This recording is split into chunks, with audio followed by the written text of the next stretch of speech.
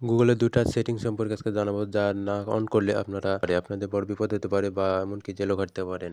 তো কি এমন সেটিং চলুন দেখে নেওয়া যাক। তো সেটিংগুলো অন করার জন্য তো আপনারা এখান থেকে থ্রি ডটে ক্লিক করবেন। থ্রি ডটে ক্লিক করার পরে এখান থেকে সেটিংয়ে ঢুকবেন। সেটিংয়ে ঢোকার পরে এখান থেকে সার্চ ইঞ্জিন থেকে আপনারা ডাকডগো এটা অন করে দিবেন। সেটা অন করে দেওয়ার পরে এখান থেকে ব্যাকে যাবেন। ব্যাকে যাওয়ার পরে এখান থেকে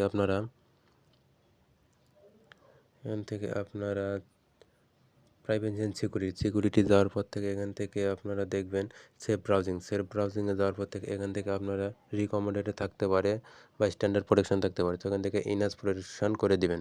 সো করে দেওয়ার পর ব্যাকে যাবেন। ব্যাকে যাওয়ার পরে আপনারা ক্রোম ব্রাউজারে যা সার্চ করেন সবগুলো এখানে আর সার্চ বারে দেখাবে না। সো আপনারা যে কোনো কিছু সার্চ করেন নাকি আপনার ফোন কেউ নিয়ে তা দেখতে পারবে না যে আপনারা কী সার্চ করতেছেন, কী দেখতেছেন। সো এই ছিল আজকের ভিডিওটি। ধন্যবাদ।